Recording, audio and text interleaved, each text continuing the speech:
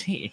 Yeah. So let me tell you about what this channel is about, because I kind of like messaged you and then I was inviting you over to join us because we were going to, give respects to Yan, and then you were like, I'm sad, and I'm like, okay, I didn't explain it at all like properly.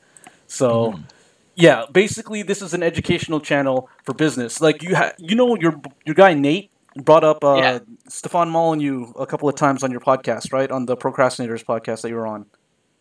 So Yeah. yeah, that guy, he has what he says is a philosophy show, but most of the time he ends up just talking about politics and current events. So this is like our version of that, but for business, where we like almost never talk about business, and Yeah. and then that's the show. Yeah, we recorded something last week. Okay. We covered like how to raise money for charity, as well as like so the method we covered was the trolling for charity. So we covered the heel stream, where basically they were trying to troll a guy, a YouTuber, who was not really willing to go on their stream because he was like scared and stuff like that. So he's all like, "All right, well, we're going to raise money to cure cancer for kids for St. Jude's, and then invite him to come on there, and then he won't show up, and then he'll be a dick." And then like they did that, and they got like $26,000 raised. Jesus Christ. Yeah, while denying the Holocaust and all that.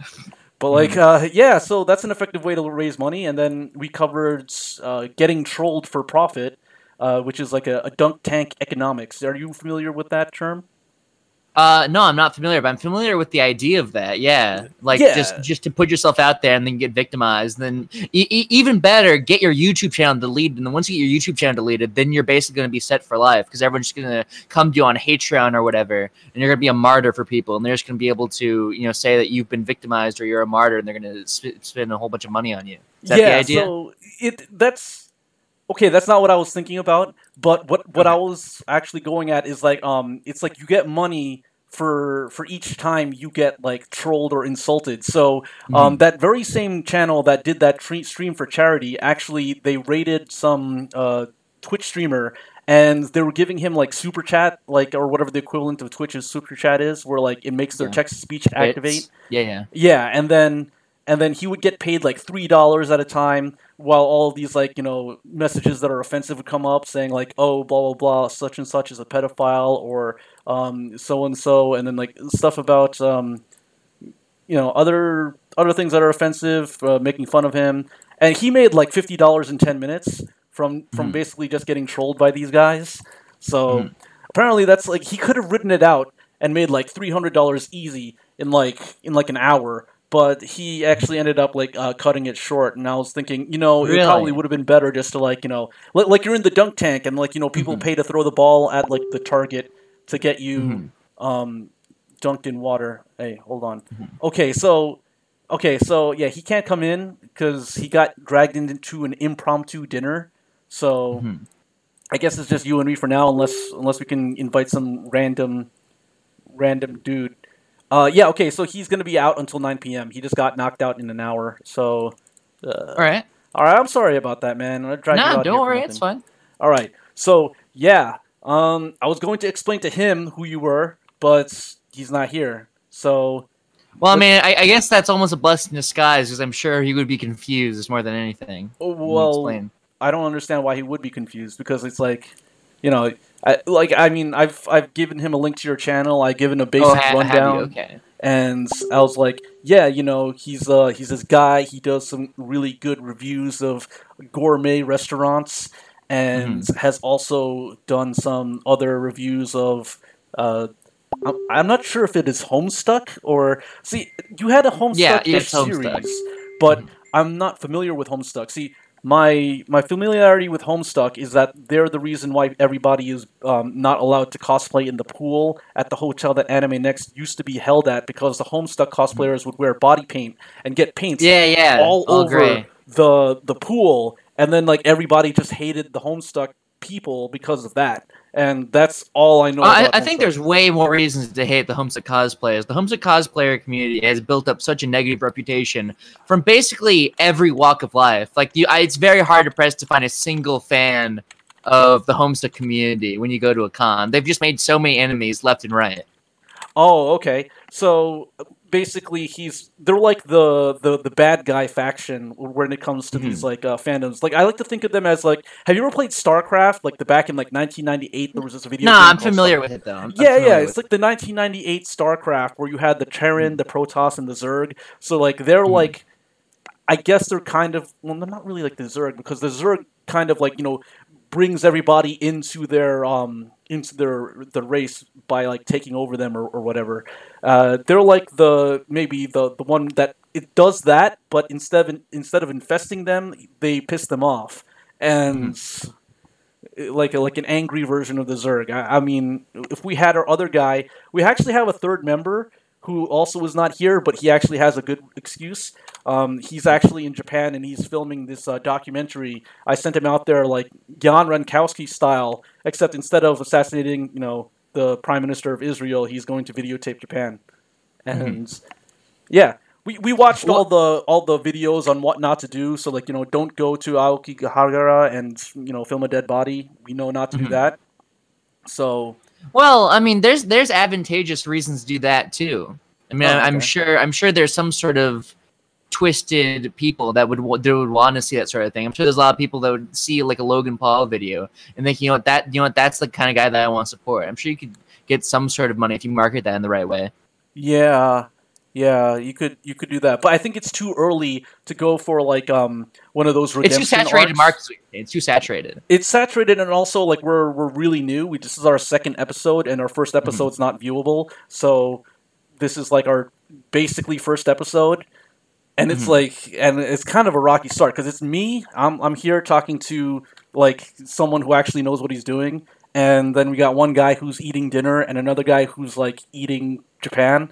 So, right now things are a little bit. You got people on the scene; they're percolating. Things like things aren't always fast at the start. You got to roll things. It's a one big roll. It's a snowball effect. This project basically started off as a way to scam money out of the government in a non-scammy way, because basically that whole trip is going to be written off as a business expense, because that's what people do apparently. So, we just have to make sure we get monetized the videos on YouTube, so that way we can claim it as expense. And we bought a bunch of stuff. We're actually launching, maybe Kickstarter, and we're not sure if we're going to go with Kickstarter, but like we're building like a new prototype of a device that's going to be, so we're doing a business venture idea for like a device that's basically a way to stay cool in the shade and also power up your gadgets and stuff. Well, we'll get more into that once the Kickstarter actually launches, but we'll post a link to you or to whoever is interested.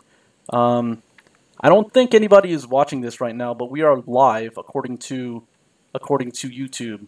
It says that it is was it orange? Is that good? That means that it's going, but it has bad quality.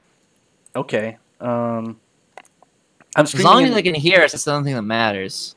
Yeah, I should probably. I can post this in some chats if you'd like. Oh, okay. Yeah, if you could. I sent you a link to the channel. Wait, I don't know if it's also on here. Yeah. Well, we'll figure it out. Anyways, so yeah, I had a couple of things that I wanted to talk to you about. I wanted to ask you about Jan Rankowski, and we'll figure it out. Anyways, so yeah, I had a couple of things that I wanted. What do I know about him as a person? What do I know about how his channel got shut down? Is that what you're asking? Well, I think he shut it down on purpose, and then you mentioned that because we see this on his what is it called? His wisdomgun.tv channel. Yeah. So well. I forget what the purpose was. I think I was going to go and watch one of my classic favorite videos, which is the Internet Shock Jock cringe advice or something to that effect, which is where he dresses up as a Polak and talks about how cool he is for being ironic. And I was going to go watch that lovely video. But I went to his channel, and just out of the blue, I see no video. So I think, okay, either he's like purposely hidden them all, or he's deleted them all or something, or maybe he's got taken down. And then I go to wisdomdumb.com, and at first I was like surprised, and it had a bunch of, like NSA and FBI logos, and I thought, oh, maybe this is real. Maybe he's been added to the no-fly list, aka the no-leave list. Now the government's not going to let him leave the country. He's going to be sent to, some sort of like Denver, Colorado weed camp to be all of his like bodily cells are gonna be harvested for various clones of himself. It's gonna be like there's a bunch of Jace / Yon clones running around like Solid Snake.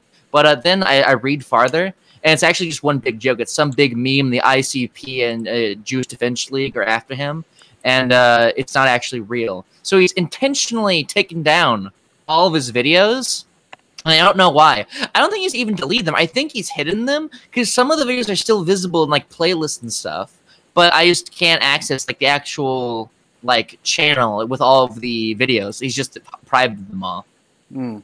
So basically, he's still around and he's still like somewhat existing. He's not dead as far as we know. Like they haven't gotten him as yet. Oh, yet. Okay. Well, I mean, okay. So yeah. So we don't know what happened to the other people either. I mean, have you noticed anything? So Dewey was actually banned from Twitter before this whole before they shut it down, right? So I was talking to him on Gab for a while, but he responds very, very infrequently. I have to say, it's Dewey for you. Yeah, so I actually bought a computer that is VR capable, that has like a graphics card, and so I could go on VR chat. And my ultimate goal was to, like, maybe I would run into Dewey, and then we go on some crazy adventure, and then it would be great. And then I could like secretly record it and upload it to YouTube and monetize it, and then like that would be my. Don't tell plan. him you're recording it either. Just like kind of trying to egg him on. Yeah. Basically, like what I've been doing is definitely. I've been recording every time I go on VR chat. I just record all of it. And then most of the time, nothing really happens, but I always just like try to encourage people to, subtle encouragement to get them to violate the terms of service. Not that I'm going to get them banned, but like, just so I have like a means of like saying like, this doesn't make you look very good, and I could make money two ways off of this. Either you could donate to my Patreon, or I could upload this and monetize it on YouTube. And then they'd be like, oh, well, I don't like the second one, so I might go with the first one, and then that would be what happens. So, yeah. Have you considered doing Let's Plays of these? Of VR chat or trying to find of VR chat, because I feel like that would give you some clout in the VR chat community to say like like I've done this before, like I could end your life as moment. I have like 12s of thousands of subscribers on my YouTube account, and if they know that you're violating the terms and service, like you're dead, buddy, you're gone. You think that my fans aren't going to care religiously about upholding the terms and service and / rules of VR chat? I've got like leagues of VR chat warriors. I got some like brutal fucking Celtic warriors here in VR chat. They've been honing their skills and they've been holding up the rules of VR chat religiously. And so I think if you do not donate to my Patreon or PayPal, then you're going to be in real deep shit. Not only with the terms of service, but with the VR chat community. You're going to be ostracized. You're just going to be like this is a Puritan neighborhood, only keep on walking terms of service violator. He's going to be socially stunned. Yeah, I feel like you can do something like that. It's not so much like you're going to be in trouble with the government or something. It's going to be social ostracization that really drives them forward. Because you can't you can only get so far with threatening to kill someone. But if you threaten to like kill someone's family or like accuse him of being a pedophile, then you can get way more active and intense results with that, I feel. Yeah. So that was one of the business ventures that our YouTube channel actually is like a late stage creation. We actually were kind of just passing all these ideas around and experimenting, in a non not that kind of experimenting, but like a business kind of experimenting, right? So that to get investors, yeah. So we were going to try to get investors. We tried to push a new idea for like a new cryptocurrency Ponzi coin. That would have been a good one too. And yeah, we had a lot of ideas in the works. So yeah, adventures. We wanted to get Dewey Donovan. And that would be good. Do you think that $100 super chat in I think the first episode of Radio Prozac, he got like $100 super chat? Did someone actually do that to him? They were just like, "Oh, we're going to give you this $100, and then we're going to be all like, oh hey, is this you in the chat right now? Someone's asking, what is this? All right." That's not me. That's someone. I don't know who that is. Oh, okay. See, I don't know, because I haven't written up the script yet to get the bots in our chat to make it look like people watch the show. But that's also another idea. Like, we could come up with a bot that makes it look like people watch our show, and then when people like come across our videos, they'll be like, "Oh, no one would watch this. These must be Oh, bots. dude. How can I get these bots on my channel so that I look more popular?" Right? Once you grease the wheels a little bit, then you should, okay, you can use bots as like a base. What you should really be doing is once you grease the wheels a little bit and you have, you know, a business system and off the ground, here's what you got to do. You got to pay people, you got to commission people to come into your chat and act like they like you. So it doesn't have to be a lot either. If you just like contract some like children with a lot of free time, maybe some like downtrodden, like, you know, refugees or something, they'll fucking work for anything. So if you just pay them like, I don't know, like $1 an hour or something, they come into your chat and like speak in broken English and act like they like you, or better yet, like draw you poor fan art, or even just send you super chats of the money that you gave them, then it will be way more authentic. And people who stumble across your video and the recommended, your 24-hour live stream of lo-fi hip-hop in the background, mixing with your like little ad breaks of political views and VR chat let's plays. Feel like if you do that, then they're going to be way more inclined to think, oh man, this guy's got clout, this guy's got some real like fans, he's got a feather in his cap, I'm going to support him. And that's how you get the real people. You just got to fake it. You just got to fake having people like you. And it can go on from like, you know, the actual show. It can go on to like people like you pay people to be in a server with you, a Discord server, and to talk to you. You can like pay people to be your friend and like play video games with you and waste their life with you. You know, actually, have you ever thought about becoming a life coach? Because, you know, this is really good advice. I think that like that could be your calling as being a life coach, like the internet life coach, where like you just give all this like worldly wisdom that you've accumulated through your travels and through your adventures through life, and what you've learned about like basically paying people who don't have money to do things that you want them to do, so that it ultimately benefits you and not them, and possibly also get some of the money back, like through that aforementioned super chat. I mean, culture's a prism, right? Culture's a prism. You know, everyone's doing their own fucking thing. Everyone's on their cell phone. The NSA is recording every single line of dialogue.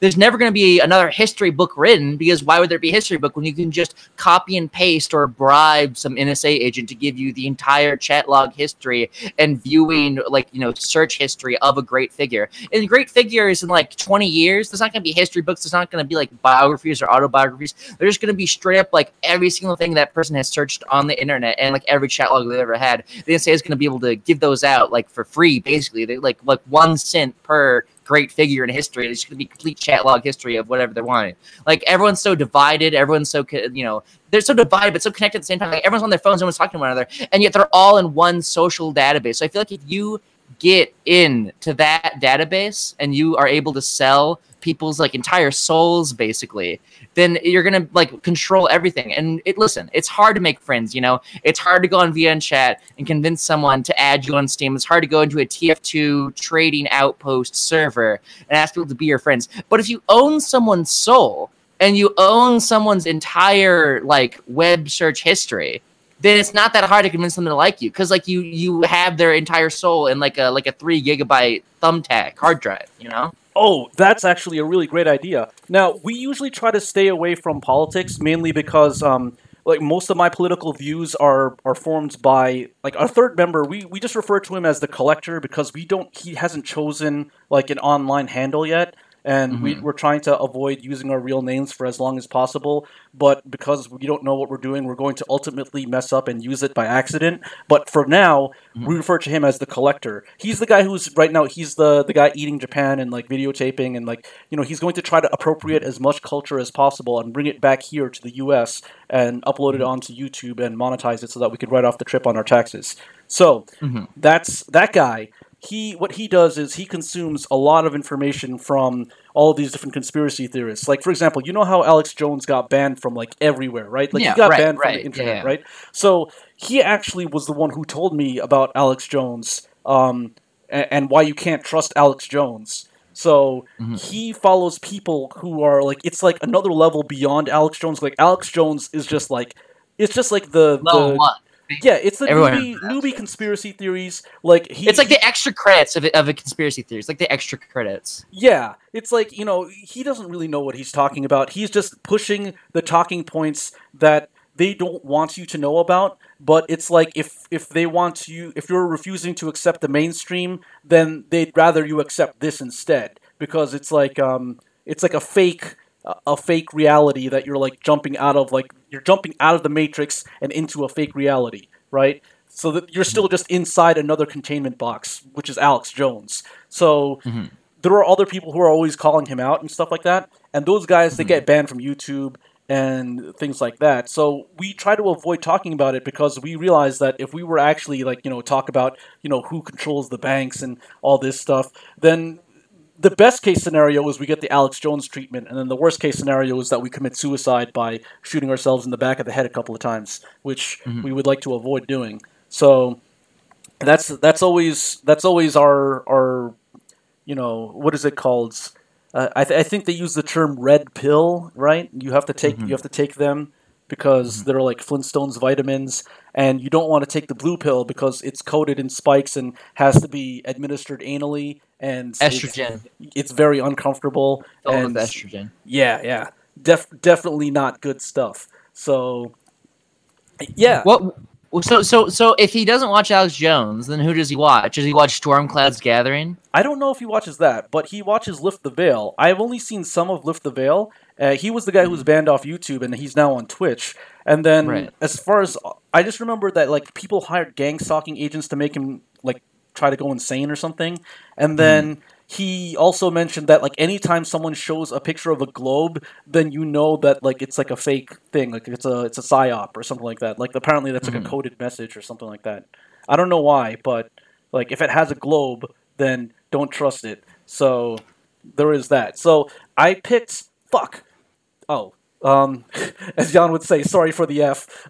This background I picked actually has a globe in the background. I didn't mean to do that. That was an accident. Oh man, I just picked a background image. If you look at the screen, where I linked you in Discord, there's like the globe. I'm looking right now. Yeah. It has a globe in the background. I didn't even realize it. They got us. They got us. I think one of the most important things with business is to remember that you're not trying to force your product on someone. You're trying to convince them that they want your product. You can like convince someone, quote unquote, with violence. You can say, if you don't buy my product, I'm going to, I'll see you in hell where we'll both die. I'm going to see you. I'm going to crash this plane. We're both going to die if you don't buy my product. But I think what's more convincing is like here. I've been coming with this idea. Let me know what you think. Because you're the business person. I want to know what you think. I've been thinking you got to change people's perceptions to want your product. So I've been thinking, instead of doing the like holding someone hostage with a gun and saying, I'll kill your wife if you don't buy my product, I'm thinking of, since all the money is being circulated, just a very few, big wig government fat cats. Their children are not going to be going outside or playing ball. You know where they're going to be? They're going to be on Minecraft. They're going to be on CS:GO. Or they're going to be on Gary's mod. So the like top 1%, like Warren Buffett, Jerry Buffett, his like son's going to be like on. Let's say he's going to be on Terraria. He's going to be minging on Terraria servers. So what you're going to do is you're going to go on Terraria. You're going to locate his base and you're going to threaten him with like TNT and like sticky dynamite and stuff. You're going to say, all right, listen, you're not going to ask for money from him because that's too basic, and he's just going to he's going to revile you. He's going to think, this guy made me pay up. Like money is like a fiat right now. They can just crash the currency whenever they want, right? Yeah. I mean, they did it in like 2008. They do it for fun. They don't even do it for any particular reason. They do it for fun. Oh, they're like, it'd be really funny if we just cause a recession. Bam. Yeah. And then there I am. They flip the switch, and then it's Great Depression, and then you get a president elected. That's all you do. So I'm thinking you can't do it with money. That's way too basic. Here's what you do.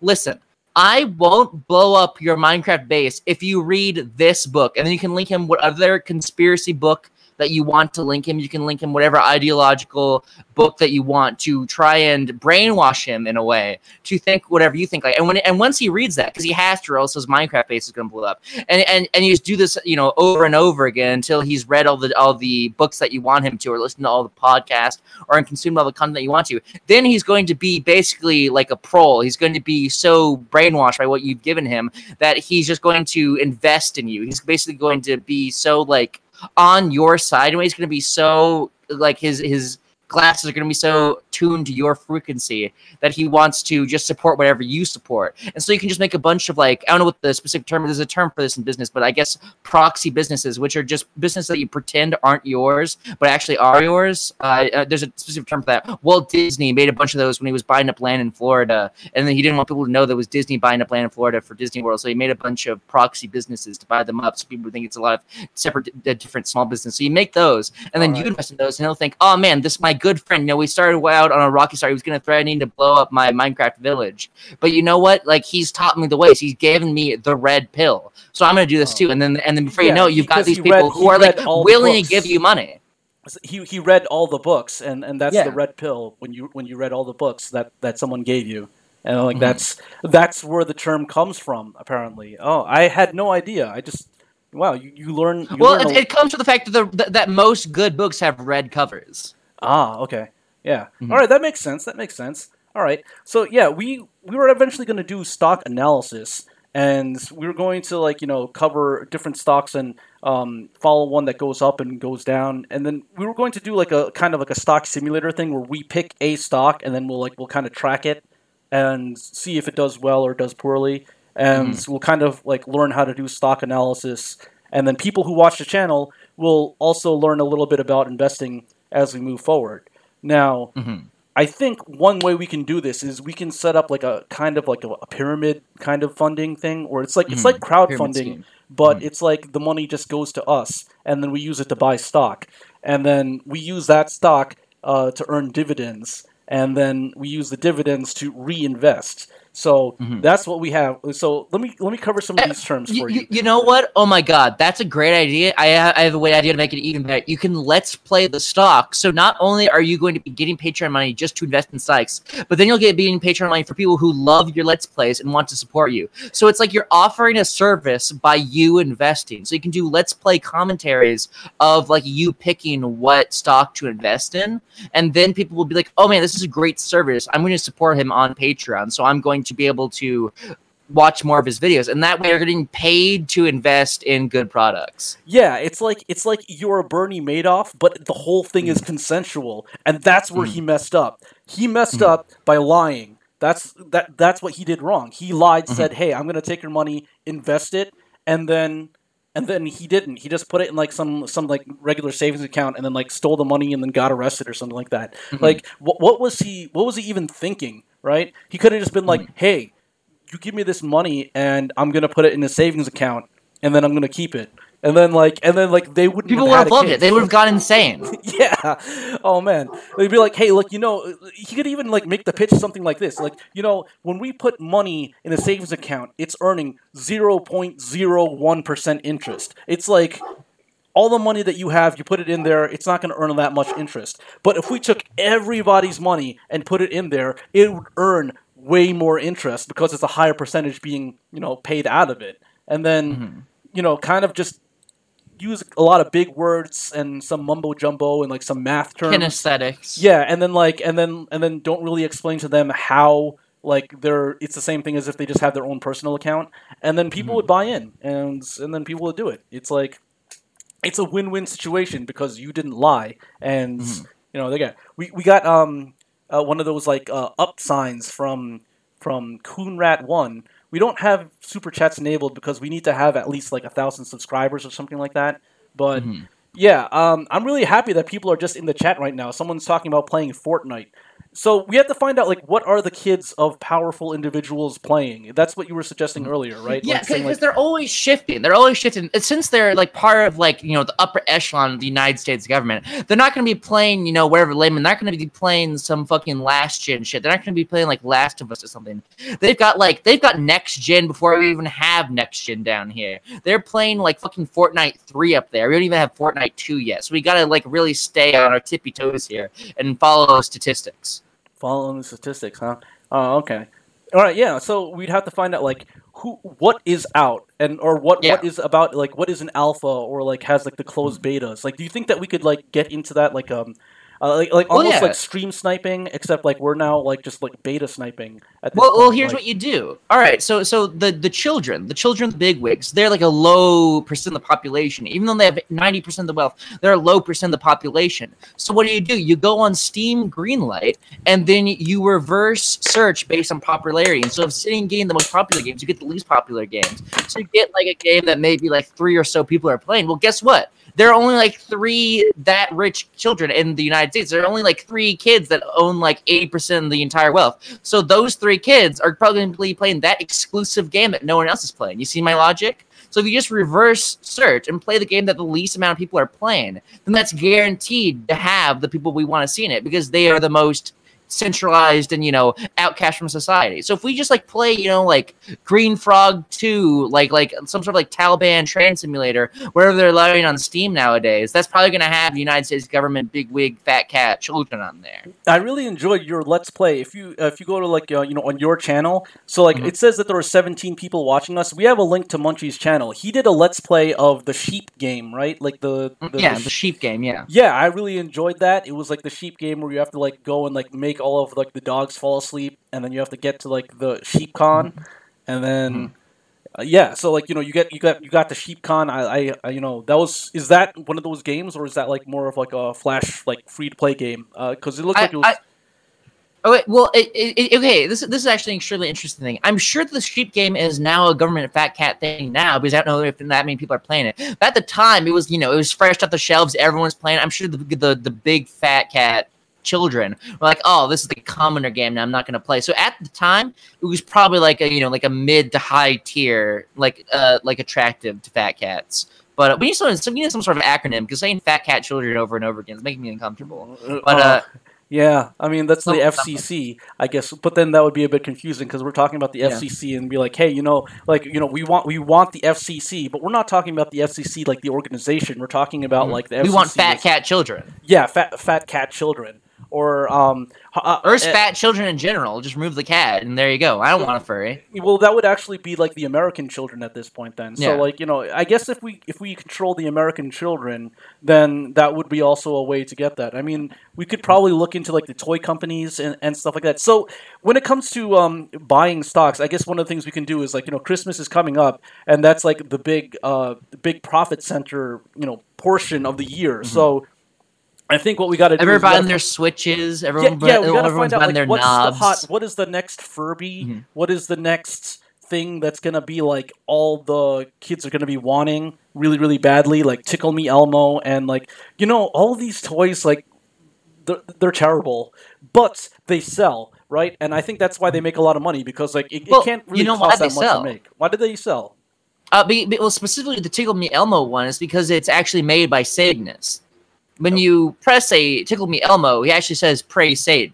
You can find this across like thousands of YouTube videos. Just Google search Tickle Me Elmo Satan, and you'll know why they sell. It's not because they are using the honest to God business, you know, tips and tricks like what we're giving you today on this broadcast. They're just using Satan magic. They're using black magic Satan shit to sell these Tickle Me Elmos. And I'm assuming that's the same case with Furbies and Nintendo Switches and stuff like that. You know, Build-A-Bear. It's not business, it's just Satanism. Oh, actually, the Build-A-Bear group actually controls like a good chunk of the world's politics, as I understand it. I mean, I don't know how such a teddy bear company came into this like huge amount of political power, but they're apparently one of the examples of like business influencing government in a very heavy way. I think it has a lot to do with psychology. When you grow up building bears, then you're gonna grow up to be building humans, and you can't like actually put together a human being. Like you can put an arm on a human being, but you can't put their minds together. You can, you know, you can control what that person sees. You can control what that person believes. So they just grow up from like physically and literally assembling a bear to metaphorically and spiritually assembling humans. So they grow up to be, you know, powerful people. Oh, okay. So you were saying that like the Build-A-Bear company, as a child, was more focused on building like teddy bears for kids that are like highly customized and overpriced, and then as they grew older, they set their sights on more higher political aspirations, and that's how it's like conditioning. It's like psychological conditioning. Like once you get accustomed to playing God and assembling bears, you know, you're accustomed to not listening to what other people have to say and just making your own bear throwing aside all like nature. You're not when you build a bear, you're not focusing on like how can I make this bear survive in the wild? How can I make this bear be a more efficient bear? You're thinking, I'm going to shape this bear in my image. I'm going to shape this bear so it's more pleasing to me. You don't care about what's best in that bear's interest. You care about making a fun plaything. So it's just so psychologically conditioning people to think, okay, I don't need to worry about what other people think. I need to worry about other people's, state of being or their wants or feelings. You just have to pay attention to what I want. So when they grow up, they keep that lesson. They keep that lesson from Build-A-Bear in mind. I can do whatever I want. I can shape people. I can mold people to do whatever I want. So if I can do that for bears, why can't I do that for human beings in the real world, Yeah, I get what you're saying. So this is all the fault of Lionhead Studios, the developers of Black and White, the game where you play you play God and you have to control all the people. So we should really be blaming Peter Molyneux, for really causing this horrible problem. It's ironic because you have this guy like Stefan Molyneux who likes to talk about the deep state and all this other stuff when he talks about his politics and stuff. I think Nate was the one who always brings that guy up on your show. He's just a big Stephen Molyneux head. You just can't get enough of him. He loves the Rubin Report. He loves Jordan Peterson. He loves Stephen Molyneux. He loves all those kind of guys. Yeah, although I've heard some things like Jordan Peterson, I've heard had some kind of involvement with a guy who was a CIA former Soviet spy that converted to American spy. He converted to Americanism and then moved to the U.S. So he can't be trusted 100%.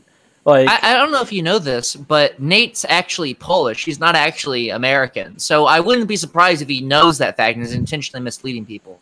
Oh, so he might be in on it. All right. Well, yeah. I apologize for blowing up his spot. That was not. No, don't worry. This White Simon's not going to get enough of views to rival him. Oh, okay, that's good. I mean, it's not like anyone's watching this here. We have it says that 15 people are watching this. And those are probably just your bots. I'm sure your bot machine just got working. Oh, okay, yeah. So we're going to we're going to look into releasing business bots BOT ZZZZZ make sure you spell it correctly because that's how it does it. Now, if you look at our YouTube username, they only let us put one Z. I don't know why YouTube has such a problem with using multiple Z's at the end of a person's name. It seems like I don't want to say racist because it's not really a race. But I mean, real Asians have names 3 or 5 or 7 Z's just straight in a row. So. Well, yeah, I mean, if you look at Tim Chang's, he has 5 Z's at the end of his name, and he was a moderately successful YouTube channel before he dropped out of YouTube. See, he dropped out of YouTube because of that whole fight between Dick Masterson and Maddox. But you'll see maybe about 15 to 100 different channels talking about that whole falling out that they had. And the subsequent lawsuit and all of that. And you have all these other characters who were kind of floating about that universe. One of them was Tim Chang's, and he kind of was one of the guys that fell between the cracks because his channel still exists, but you can't find out where he is. What happened to Tim Chang's, right? It's it's one of the reasons why we have business boys with 5 Z's at the end of our name, because basically what we're doing was we're taking anything on the internet that dies and kind of just absorbing it like the Zerg from StarCraft from 1998, right? Again, we keep coming back to that for some reason. I think there might be something there. I think that that might be the way to go. It just might be some conditioning. Yeah. I don't know what it is, but what do you think about the gold standard? The gold standard was probably better than the standard that we have right now. The petrol dollar. Yeah. Dollar. Yeah. Okay. So again, as Dick Masterson had said it, that's the reason why it says "In God We Trust" on our money, because our money is backed by God. It's it's not backed by gold anymore, right? So the reason why our money actually works is because God tells us that our money has value because it says so on the dollar bill. So. As you said, conditioning, it's right there. This is more into psychology territory at this point. So it's a little bit less related to business, but it's related to business in the same way that Stefan Molyneux is related to philosophy. He has the #1 philosophy show on YouTube that doesn't talk about philosophy, and we have the eventually #1 business show that does not talk about business on YouTube. Mm-hmm. So Connor suggested crypto standard. Crypto standard in real life. I almost said Crisco standard. So if the money was backed by a crypto instead of by gold, do you think that that would be a viable currency like solution? Well, once like the government seizes all of the known like hard drives on Earth, because eventually the NSA's backlog is just going to get so big they're just going to need to buy up as many computers as they can to hold all that data, and they're just going to be, instead of like monitoring phones or something, NSA is just going to have like a built-in GoPro on your head at all times. It's going to be recording that straight to your own computer, and you're going to be okay with it. I don't know if cryptos are going to hold up. I don't know if cryptos are going to hold value when the only people mine it is the United States government. Maybe that'll make it even stronger, but I just think, as they stand, it might be too, what's the word? Easy to crash, too flamboyant. Oh, okay. So to keep the flamboyancy down, that may not be a solution. Now, you actually give me an idea. So, there was that motion 899 to abolish the Department of Education, and that was the ultimate libertarian stance to stop Betsy DeVos from getting into office as the head of the Department of Education. Yeah. So, I think that if what you're saying is true, one of the solutions we can do is we can abolish the Department of Education and just let the NSA handle the education of the children. Yeah. And then, if we did that, that would save taxpayers so much more money. Oh, dude, everyone. Okay, all the educational YouTubers and stuff, all of them are always like, what's coming? Like, no more pen and paper in the classroom. It's all going to be tablets. It's all going to be computers. That's going to be into the classroom. It's going to usher in a new age of digital education. And I just think if you get the NSA in there, that's going to be like expedited like tenfold. If the National Security Agency control of all the schools, then they're going to have be huge incentives to get all like the tablets and the nice, Dell laptops in there. Just decking out every single place with just huge bunch of digital stuff, because then they can track it all. Yeah, and then like they get like that would just be a lot of new funding going right into people who need education, and the NSA wouldn't have to go around hunting for people's devices because they're the ones handing out the devices. They could just it's pre-backdoored, right? And then I think that if we did that, then that would be a great deal of saving money from the taxpayer, because then they don't have to hide out in those vans that are all cramped and uncomfortable. They can just be in a nice, comfortable classroom, wearing their suit and like giving presentations to the children, handing out their tablets and stuff like that. It should be like done so that you could have like better funding for schools, less taxes paid by the taxpayer, so it saves money. That money will be spent on goods and services, which will stimulate the economy. And see, this way, this is actually a great plan. And it's self-defending too, because anyone wants to stop the plan, then they'll be found out, because there'll be a child in school that they can easily be brainwashed, or once they find out that they're posting some mean things about the NSA on 4chan, they can just be disappeared. Oh, okay. Well, yeah, so it's self-defending. Yeah, and then you could also get like some good intel on what the kids are into and stuff like that. But you run into some problems too, because as children enter their teenage years, they might start looking up inappropriate things on these tablets and stuff like that, and then I think it might start getting into all the different scandals and stuff, and then you're gonna have that guy that that kid who's kind of a bad guy who's oh, I can hack your tablet for you so that you can access the restricted web pages and stuff like that, and then now you have all these kids looking at these websites that are banned in other countries but not banned in the U.S., but they're banned in the schools, right? So it's at right now, I don't know when the last time you went to school was, but I went to school because I had to get a transcript from my high school. So I walked in there, and then I decided, oh, I want to buy a school lunch because it's pretty cheap, because it's only less than $2. So I'll just go on the lunch line and try to buy a lunch, and then the lady's oh, you got to fill up this cup with vegetables, and I'm oh. Okay, this is a new rule that I wasn't aware of. So yeah, it's a new rule. You have to fill up a cup of vegetables and then eat it. But the thing is, they don't watch you eat it. You could just take it out of that line, and then when you go to where the lunch tables are, you could just throw the whole tray in the trash, and then no one's eating the vegetables then if they do that. So waste, yeah. We can find out if we put the NSA in charge of education, then we can find out who's not eating their vegetables. and then we can, use the school cameras to find that out, and then I guess that solves that problem. And then what's also great for the NSA in this deal is that, like what you mentioned before, kids are going to start looking at porn on their government-issued, state-mandated tablets. And once they do that, like what I think they should do is actually this is a great opportunity, because once you record whatever Patsuri, like demon mind control, like Fuda Shotokan stuff that people are looking at, then you could just put that aside, save that, and whenever there's a politician that tries to, challenge the NSA in any way, or speak up against it, whistleblow, or even just challenge the norm in any way, well, then guess who's, internet history when they were 14? They might be 48 now, but they were 14 at one point, and they were looking up porn on the state-mandated tablet. So if everyone starts, to rock the boat, we'll just pull up their Patsuri, and then everyone's going to know that they like sex, and therefore not vote for them. It's like, oh yeah, that person likes to have sex. We're not going to vote for that guy because he likes something that's dirty and unnatural and unclean, and he's a politician, so he can't do that sort of thing.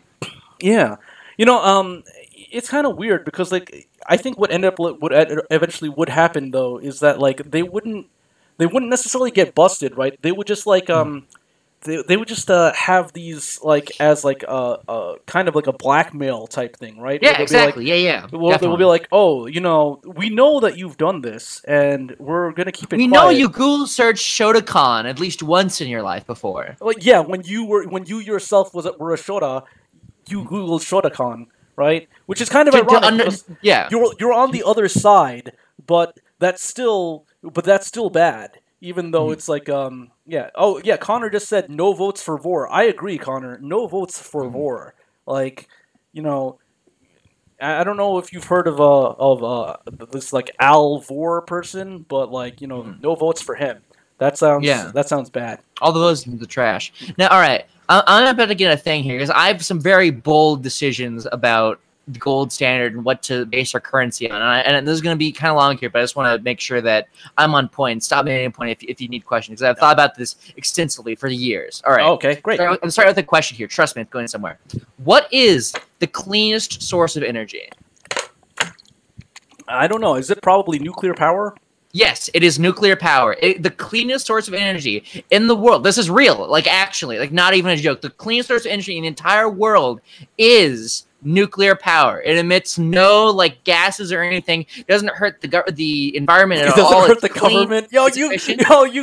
You just I found you out. I had a sneaking suspicion, but that was your plan. No, I'm kidding. Yeah. So no, it doesn't hurt the government. Well, it actually does hurt the government. The main reason it hurt, for example, the Russian government back in the Soviet era, or they actually don't consider it the Soviet era. They consider it the reform era, but Gorbachev covered up the meltdown of Chernobyl, and that actually hurt the government because. Well, okay. I'm so glad you brought that up because that's the only problem with nuclear energy. That's the only reason. It's clean, it's beautiful, it's pristine, and it's great. It's super efficient, but it leaves nuclear waste, and when a factory blows up, it will leave nuclear waste. Yeah. But I've been thinking, they're just hiding barrels and barrels of this shit in Finland. They're just the entire world. This is actually true. Look it up. Are just taking all of their nuclear waste, putting it in barrels, and just shipping it off to Scandinavian countries, and hoping they know what to do with it. That's what's happening in the world right now. But okay, I don't know if you've heard this meme, but I heard the meme that like Scandinavian boys make the best traps. Is that true, or is that just a meme? It has nothing to do with the nuclear waste. Oh, it doesn't have anything to do with the nuclear waste. Oh, okay. That's just a coincidence, I guess. Yeah, it's a side effect. Anyway, okay, all right. So listen to this. Nuclear energy is good. Fact. Okay. There's a ton of nuclear waste in Finland or around the world that is taking up space. Fact.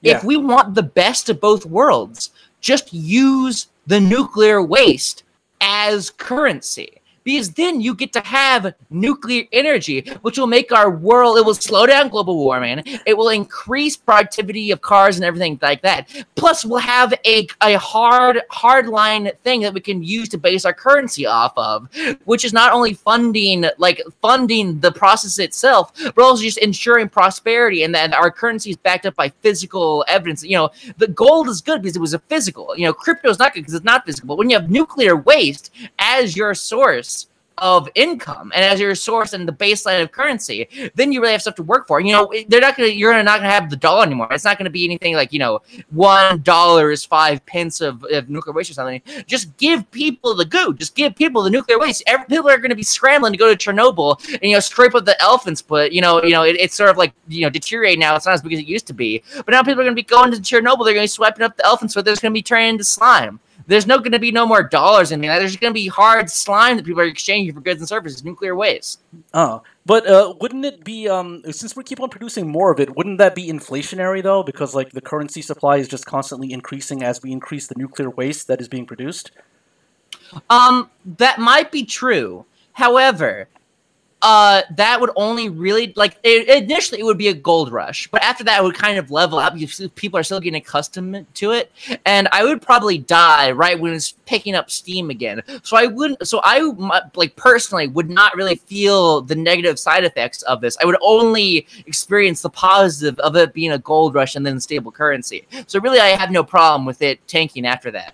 Oh, okay. So, I mean, but then that's basically just like a Ponzi scheme where, like, you can benefit you, but, like, harm everybody else. Yes. Oh, yes. Okay. I mean, so maybe we'll look into this, because we've seen, if we look at the chat, they said, like, here, like, nuclear coin. Connor said that. Koff is saying something like, what are we going to call it? So, as I proposed earlier, you know, our idea, Ponzi coin, could be this nuclear waste-backed cryptocurrency, where it's like a physical cryptocurrency. It's like slime coin. These nuclear waste is like slime. I feel like that's like easier to say than nuclear waste. So it could be like slime and then slime coin. So you would, in your idea, would people be carrying around like bottles instead of wallets? So like instead of like a Bitcoin wallet, no, a flash drive, you'd have like. I mean, just put the goo. I mean, okay, slime is not really like it's a liquid, but not really like a water or anything. It's not going to stain your wallet. It's just going to be kind of a goo that you can pull out whenever you want. Oh, okay. So is this like I've seen your spirit science lecture where you talked about the Merkaba? Like, would this be like kind of like something where like you just have it, like you can just store it in like inside you, and then you just pull the goo out like as you need to pay for things, like. Like, yeah, basically. Okay. That's why I'm imagining. Yeah, stuff slime in your pocket. Connor says. Yeah. I mean, I guess one of the ways that it will not become inflationary is you can't, you know, when you got the Deutschmark being like 1/1000th of a dollar in 1930 or whatever, that, you know, you got to carry around real wheelbarrows, but you just can't do that with nuclear slime because it's way too heavy and it's goo in your pocket. So that'll just be a natural decentivizing people to go out with a lot of it. Because it's just going to be holding them down. It's going to weigh like 100. The elephant's foot weighs like, even though it's like the diameter of like a computer desk, it weighs like 500,000 pounds or something. Like it would crush you in an instant. It's just so dense a mass, and it'd be like that, but for like $1. The elephant's foot would be like $1 in the new currency. Okay, so Connor says that slime has a half-life, so it can't inflate. Like, what is the half-life of this nuclear waste slime that we're talking about? I think 50,000 years, I think, is how much it takes for nuclear waste to deteriorate. Okay. So, I mean, I think we produce it at a faster rate than that. So, like, the net inflationary rate would still be positive. You know, you're still getting paused with this rate here. So that's not it. In the future would not be good. I guess maybe in the present that would be a good thing, though. That is an interesting thing. I like your idea. We can kickstart the economy. Kickstart the economy using nuclear slime. All right. So you talked about the elephant's foot. That's the one that's in Chernobyl. Chernobyl. Oh, okay. Yeah. You know, actually, I just came back from Russia over the summer. I visited Russia on like the 2 weeks where it was warm-ish and sunny. So it's like the rest of the time. Russia is basically just winter and snowing and all the time. So when Russian people leave Russia, they apparently go to Miami. That's like the -- place they move to, so because they just don't like cold weather. Yeah. That's interesting. Okay, 36 quintillion slime. All right, so that's some interesting stuff. So we talked about that. Deagle Nation. Okay, so back to Jan Ronkowski. It's the last video I saw of his was the one where he's like playing this like executive character, and he's speaking with an affect, and he's talking about like, you know, the talking about what's a CIY try guy. I don't know if that is like I don't remember what the guy's name was. It's something. Oh, DIY High Guy. DIY High Guy. That's it. Yeah, That's okay. That's one where he's design. He's a custom designer of drugs. That is put into the United States government, and he has Randy Prozac as his friend. Oh, because like the last video I saw uploaded to his channel before, while it was still up or available, was like it's like him driving in a car, and he's like talking on a headset to his secretary Kyla, and it's like oh Kyla, you think you're special, blah blah blah blah, and then he like wipes his sweat with like a stack of money, and then he's saying like oh I'll tell you the secrets on how I do things, blah blah blah blah blah, and he's talking about like how he works with like that guy Titanic Sinclair and like all these other people that are like big name YouTube celebrities and stuff like that.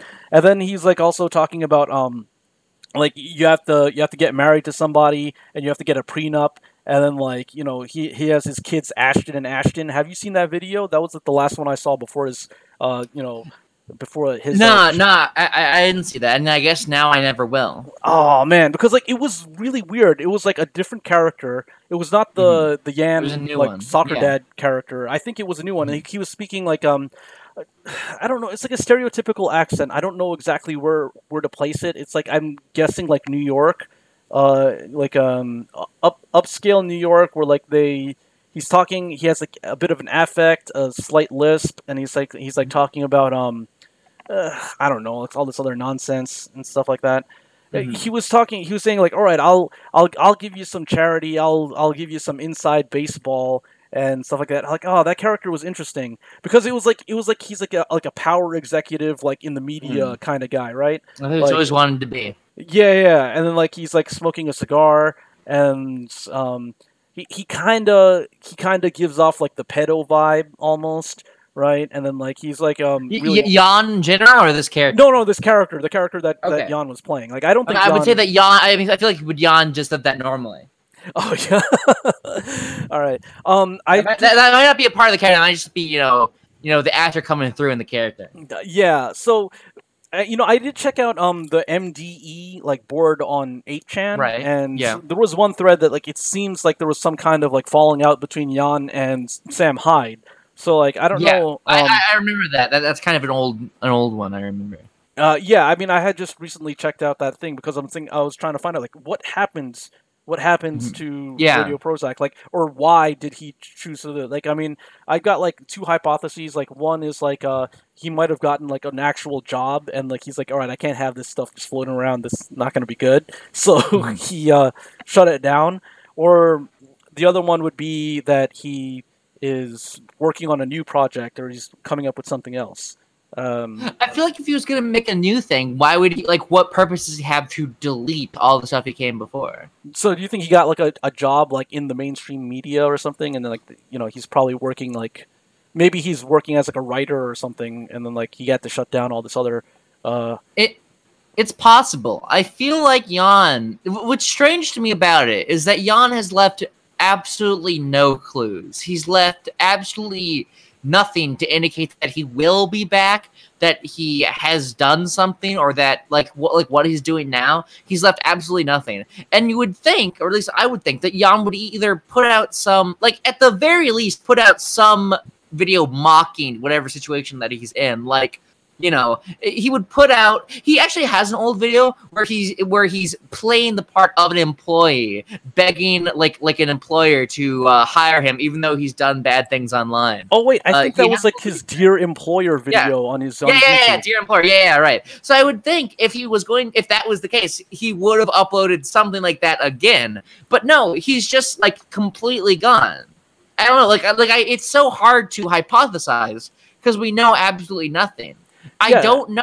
I mean, it's possible that he's gotten a job in the mainstream media, but I don't there's no evidence, Yeah, it is weird because he kind of shut down everything on, and also it was weird because his releases were all scattered all over the place. Like he had YouTube, he had SoundCloud, and it's not like SoundCloud was just an audio mirror of the YouTube videos like all the other podcasts that do it. It's no, different episodes are on YouTube, different episodes are on SoundCloud, and then he has his friend's channel which he had one episode on too. So it's you have to go through all these different avenues to consume his content. I even checked his like personal Twitter, and that's been scrubbed. Like he actually posted on it, not like regularly, but he posted on sometimes. But now it's only one post is left there. Yeah, but you know what is still up? The anime webm from You're Under Arrest that that was linked to on Dewey Donovan's Gab profile. That's really? That's the one thing. Yeah, that's still accessible. If you go on Gab.ai and you go to like Dewey Donovan's like account, he has like in his profile the link to like it's like what's it called, wisdomgun.tv / like anime.webm or whatever, and it's like some like scene from You're Under Arrest or something like that. Which he was my favorite character actually. Like when I first started listening to the Radio Prozac show, I was like, I was listening to it because I wanted to see Ran and Yan and hear him talk about all of his stuff, right? Yeah. And then I didn't really keep track of Dewey caught your eye. Yeah. The thing is, like, I wasn't really like caring about any of the other characters. I'm like, because I don't know anything about anybody, right? And then like Dewey's incel weeaboo character was just like. It was like it's crazy though. It stood out, and it's like oh man, I love hearing this guy talk. The ASMR drunk driving episode where like they're driving back from like a gun shoot con or whatever, like gun show they went to. Like I wonder if there's like an equivalent to like a gun show, like a convention, like an anime con but for guns, where like people cosplay and stuff. I know that so they would cosplay different types of gun, is what you're saying? Well, I mean, I guess at that point, like, well, people are already doing that, but that's like, basically people cosplaying as like the girls' frontline characters, where like, I mean, people are already cosplaying as Japanese battleships, Japanese like Navy battleships, so they can cosplay as guns. I don't see why they can't. Yeah. I mean, it's a Chinese company that produces this game, but it's called Girls Frontline, and basically they're all like, it's the same thing, but instead of battleships, it's guns, and then like they're all the characters are like different girls that are guns. Wow, that sounds really kawaii. I definitely want to give money to that. Yeah, I mean, I would check it out. I played it for a little bit, but these mobile games, I always get bored of them really quickly, so I never actually stick around long enough to pay them money. And this one is, what's weird though, because Japan makes really good games, but when it comes to mobile games, China does a much better job. Which is interesting because Girls Frontline actually has some gameplay to it, and then if you look at their the Azure Lane game, that actually has a decent amount of gameplay in it too. It's like you customize the ships, and the battles are like it's like Toho, where like you have to kind of dodge enemies. The shooting is automatic based on what weapons you have equipped, but there's more gameplay to it than like Kantai Collection, where it's like okay, you got these cards, and it's like a card game simulator where you basically have a bunch of photos and like a Microsoft Excel spreadsheet, and that's what that game is, right?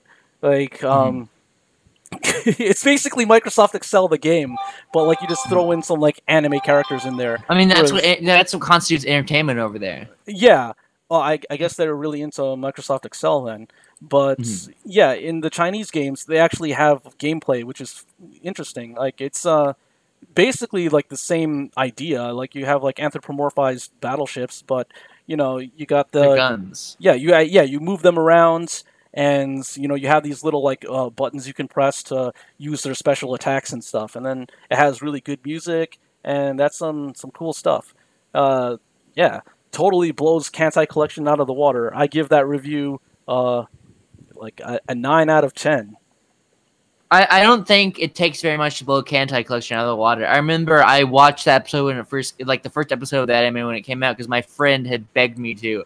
My friend, he might even be a chat. I don't know if he is. My friend Ethan just was begging me to watch Kantai Collection with him. Wait, is that guy Ethan Ralph? Ethan Ralph says that he doesn't watch much anime. So is he like a secret weeaboo? I don't know, maybe. That might be his stage name, Ethan Ralph. That might be some sort of, like, fusion between my Ethan and James Ralph, which would be the worst combination of all time. Yeah. But it might be. And he just begged me to, and I sat down and I watched it, and I was silent the entire time, and I was giggling like a madman whenever the girls would, like, show their panties or something like that, whenever a debaucherous act they would come up with next. He just was, laughing his mind out. He was just going insane for it. And when the episode was ended, I blocked him on Skype. Oh, okay. Yeah.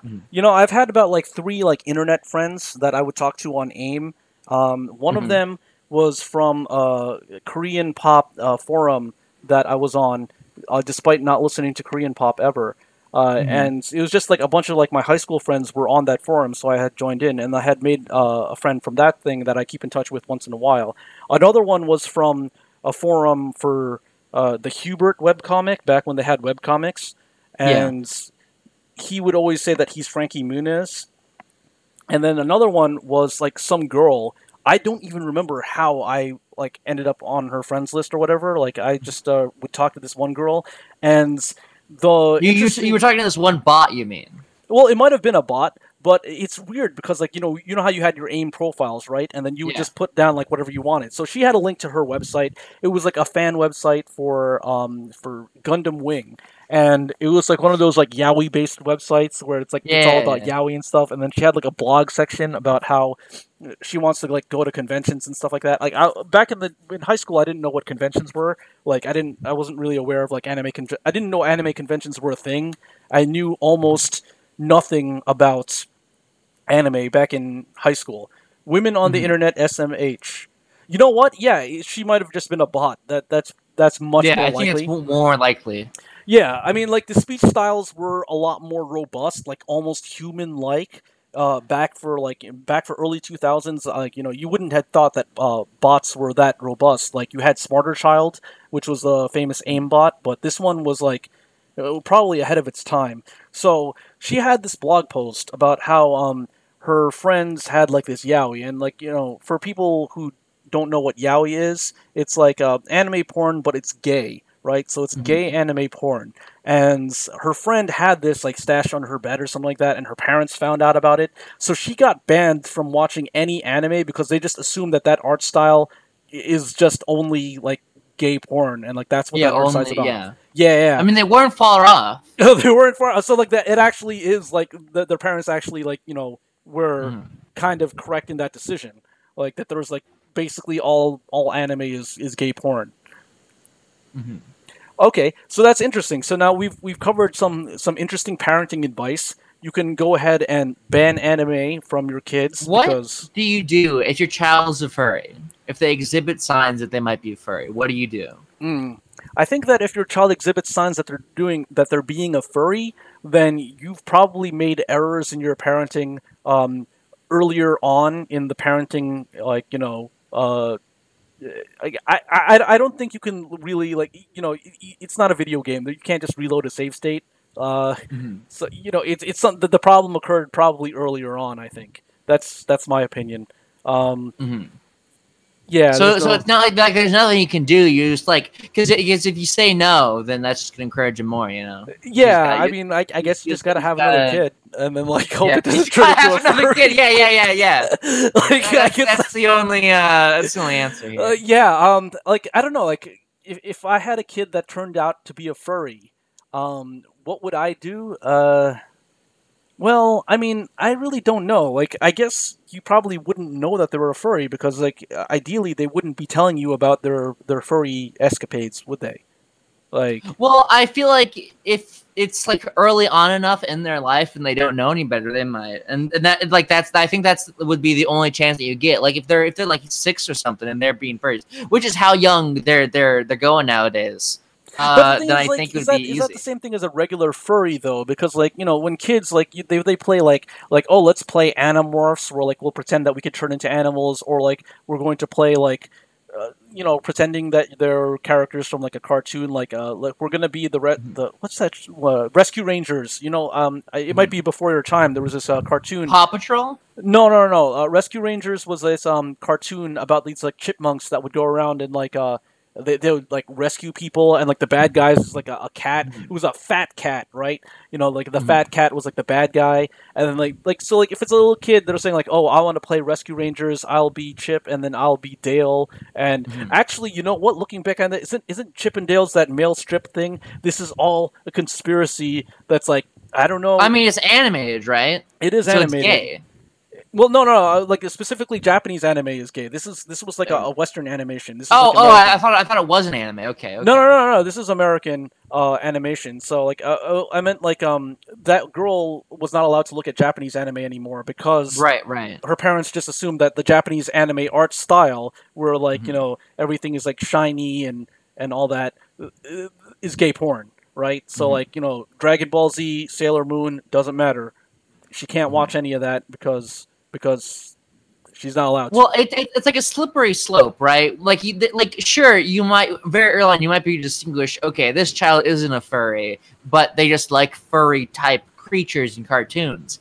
But I feel like you gotta strike quick. You gotta strike while they're young, because once you start getting to like the gray areas where it's like, okay, this person is exhibiting signs of being a furry, but maybe they're not. You're going back and forth. You don't want to admit that your child's a furry, but after too long, you've waited too long, and now they're fursuiting right in front of you. Now they've ordered their mersuit, and they're ready to go to a puppy mosh.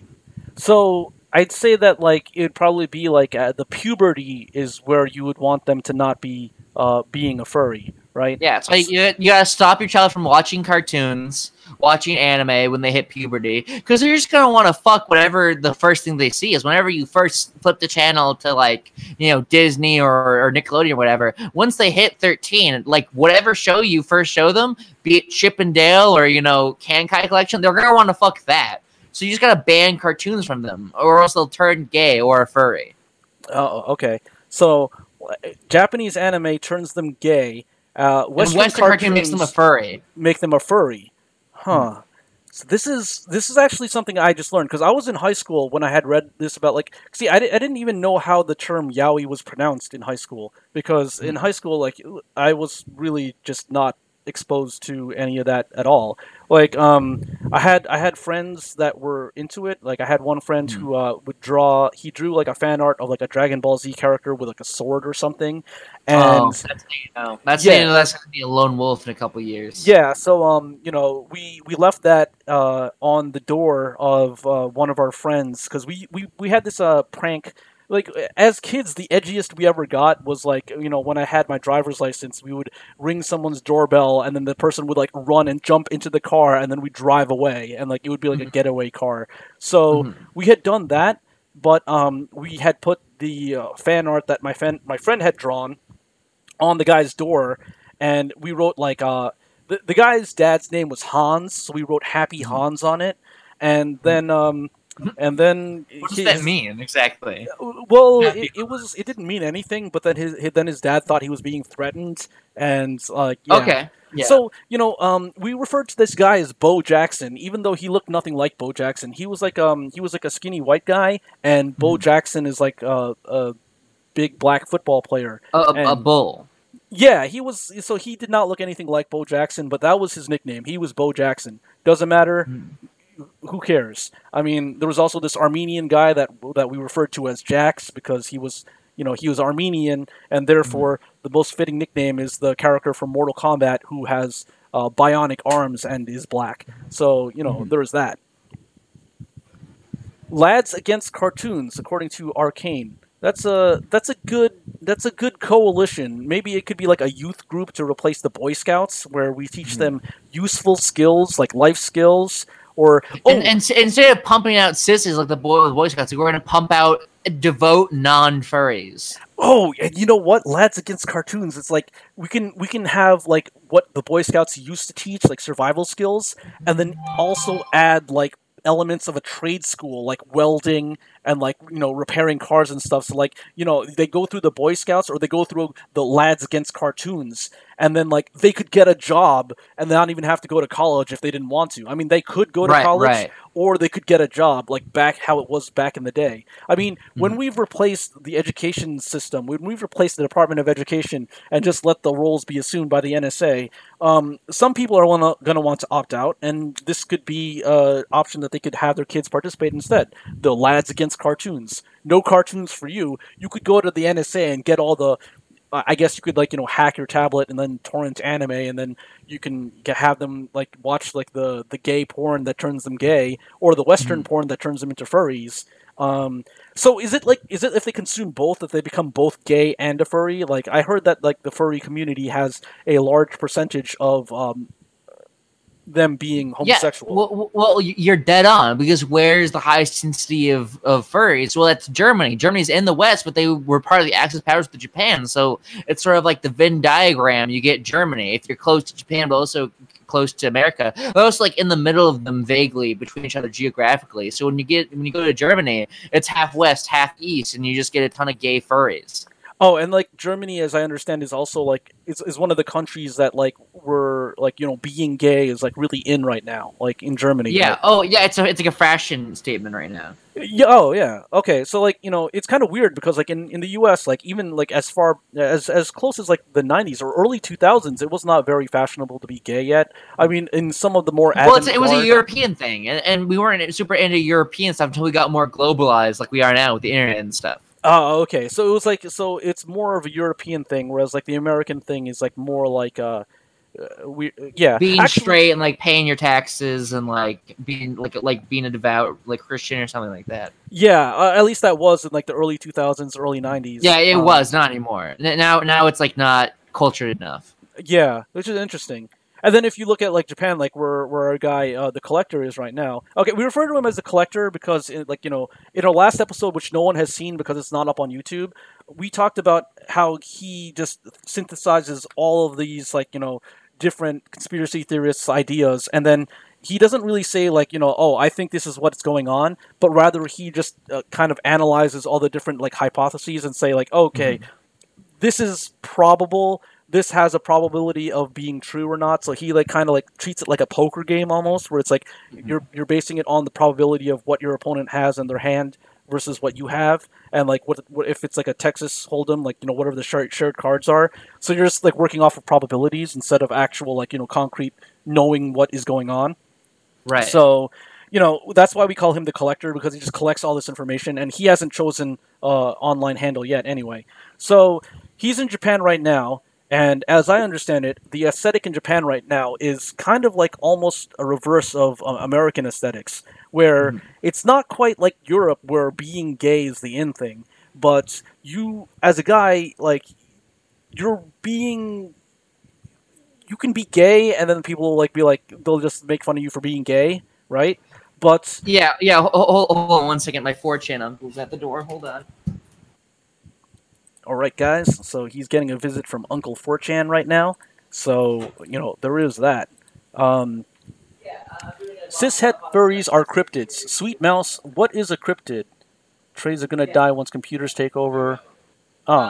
Okay. So, as we understand it here, let me just address the chat for now. Hold on a sec. While we're waiting on Munchy. So let's see. Connor, you got crypto survival skills because the computers are going to take our jobs. Now, I don't think that the computer job takeover can be prevented. Not my 14 uncle. That was actually the FBI, and I might have to leave soon. Ah, okay. All right. Well, I mean, we've been going for an hour and a half right now. Oh yeah. I mean, I appreciate you coming on. If you have to go and hang out with the FBI, that's cool. Taze. I don't know if it's gonna be hanging out. I mean, I might be hanging, but like upside down and on a cross. Oh, okay. So, have fun in Germany, I guess. And we'll hope to. I'll of course, everybody. Yeah, plug your channel. I have a link to your channel here on our you know, what is it called? Description. We have a link to your channel. If you want to plug all the other stuff that you do to... Well, no, I don't have any interest in doing that because I don't care if people follow me. But all I do want to know is if you care about Jan Rankowski, well, I did an entire 2-hour lecture on the history of Parkour Dude 91, which I guess you can link in the description. I feel like that would be more interesting. Okay, I'll put a link on that too, because we're going to have a references section. We're going to do this like, you know, like, because we're an academic channel, so we're going to have to use like a semi-APA style format for our citation. So we'll definitely cite you your lecture as part of our references. All right, definitely. I'll come back anytime. All right, just let me know. Yeah, I'll probably be doing this like weekly on Thursdays. I don't know how available you are, but if you ever want to, you're always welcome. I appreciate you coming on. Everybody, please give him money if he has a Patreon. I don't know if he does or not, but yeah. And I don't, but you can donate to my PayPal, munchiewearstinyhats@gmail.com. So you can do that. Yeah, cool, awesome. All right, thank you very much. I'm going to go stall for time while Munchy is going to leave because we have Taze, and I think Taze might be able to come on. He's been eating dinner for the past, like, hour and a half, and I'm waiting for him, and I don't know where he is. So everybody, please hold on. All right. I'll see you later. All right, have a good day, Munchy. All right, take Later. it easy. Bye-bye. Okay, so everybody who's there, we are waiting for Taze. So let me see here. Paradox Croc says this has been really informative. Yes, very good. So, what was I talking about? Hey guys, what was I talking about last? If anyone was paying attention, like any of these bots in the chat, if you could let me know what I was talking about earlier. I was talking about something, but then I forgot what I was going on about. It was basically like 5 minutes ago before Munchy left. I was gonna tell you guys about something, but I forgot what it was. It's probably not important. Anyway, guys, it's been good. We'll probably stop this for now, and then we'll come back on when we have homosexuality in Germany. Do you want to talk? No. Oh yeah, we were talking about aesthetics. But yeah, we were talking about aesthetics. Computer takeover. Well, you can't stop that with a wall, but you may be able to use a firewall. That might be able to stop the computer takeover. Gay furries, we have not come up with a solution for that. So it seems that what you got to do is you got to get Paradox Crocs on. Paradox, are you on Discord? I'll get you on if you want to come on here. Anybody who wants to join, please go to Business Boys. That's BOIZZZZZ. Join the Discord, and then we'll talk to you about the gay, furry, German homosexuals and all this other stuff. Hold on, I will post a link in the chat. Give me one moment.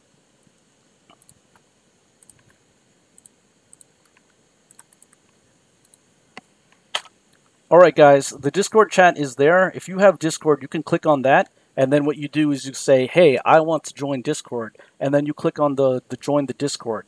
And then I'll give you the role that allows you into the part where you can talk, and then when you're in there, okay, so we have Connor in here, and we have...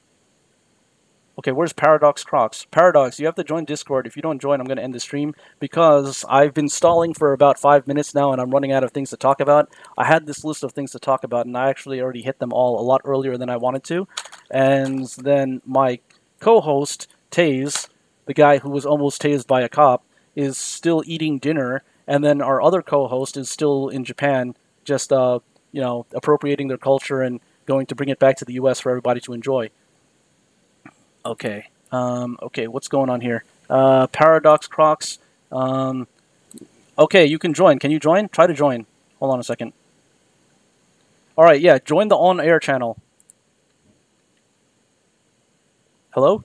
Okay. So Paradox is here. Alright, you're not muted anymore? Okay, great. So, yeah, by popular request, we have Paradox Crocs.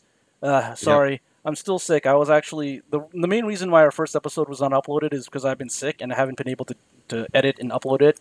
And we had to excise all of the parts that were offensive. So, yeah. What did you want to talk about? Oh, man. Well, really... I mean, you said that you'd run through your topic list earlier. I was hoping I'd just talk about whatever was, on the plate currently. But I can think of some topics just off the top of my head. Oh, okay, so our first episode, we talked about trolling for charity, which was basically a cover of the Heel stream and how, charities being a 401c would be... Oh, that's a nonprofit, rather. They actually raised $26,000 for charity by being anti-Semitic and making fun of people. And then they had getting trolled for profit, which is like this dunk tank economics, where basically through super chats or the Twitch, I think it was called Bits or something, where they would send insults, but it would cost them like $3 an insult. So that guy's getting insulted for his weight, getting insulted for I don't know, whatever, being a loser. He had a girl that was in the background, and people were calling her a thought and whatnot, and it's costing like $3 a piece. Some people would donate like $14.88, and then he had made like $50 in 10 minutes, and I was just saying yeah, he could have made $300 in an hour really easy just by taking these insults. And then our other guy, Taze, who was on last week, he was talking about student loan slavery and how student loans, amortization, is used for basically getting you to never pay off your student loan so that they can keep on siphoning money out of you. So we had these three topics last week. This week, we were talking about Jan Ronkowski and Radio Prozac and Deagle Nation. Yeah. because he just disappeared. I haven't been able to successfully screen share the thing on my computer, but he has a website and it's been replaced with a takedown. WisdomGun.tv. Yeah, it's been replaced by a takedown notice where it's just like, if I'll post it in the chat, but it's been replaced by that where it's saying like, okay, every law enforcement in his area has seized this because of all the bad stuff he's done, and there's that. Well, correct me if I'm wrong, but I'm pretty sure he disappeared for a while after he did all the Parkour Dude 91 stuff. Yeah. He went on hiatus, and then he came back just as Jan Ronkowski, and then he started his Radio Prozac like show. So I mean, he might have this might be another iteration of that, but Yeah. I don't know. It feels like it was going strong though, because I was following Radio Prozac, and it didn't it was still fairly new. So I don't know why he'd put it on hiatus unless he got a job like you suggested. Yeah, and then did he also like nuke everything off of his old like Jeagle Nation thing when he went on hiatus the first time, or? I'm not sure about that. I know that his Radio Prozac channel now on YouTube is gone though. Yeah, and then also like the channel too. Okay, so I'm looking at the link right now that was posted in the chat by Connor. He's saying that this thing. Oh, okay. The podcast still exists. Yeah, so the podcast one is still accessible, and then the anime one is still accessible. The one that was linked to by Dewey Donovan's Gab profile. I've been going on VR chat and I still haven't run into him. I don't know if he still does it or not, but yeah, that's just what I've been doing on VR chat and recording everything. And yeah, I still haven't found anything that I wanted to put up on YouTube yet. Yeah. But, have you found any obviously you haven't found Duty yet, but have you found any other similar just interesting topics maybe? I ran into like these guys calling themselves like the Best Friends Squad. They were pretty cool, but I've been on hiatus from VR chat for a while, so I don't know if they'll recognize me if I come on. I use the same handle on VR chat, Tentacle Prince. Yeah. I just chose that because I thought it was funny. But yeah, I remember the first time I used it, some Australian guy came up to me and was like, "What is your name?" He was upset. I don't know. People just got upset about that. And one other interesting thing on VR chat that I noticed is the trap trolling is still pretty popular. So there are several YouTube channels where people use female avatars and they've practiced using a girl voice. And they would go up to different guys and they'd start talking to them and be like, "Oh, hey, blah, blah, blah, blah." And like the guy would be like all interested in them and then they'll start getting all thirsty and whatnot. And then they would just switch to like their guy voice and be like, "Oh, dude, what's up? What's going on?" And the other guy would just freak out. A lot of the time they'll just like, their avatar will just disappear. They just leave the worlds. But yeah, I thought that was pretty funny. I was thinking like, oh, that would be really funny to do in real life, like at a convention or something.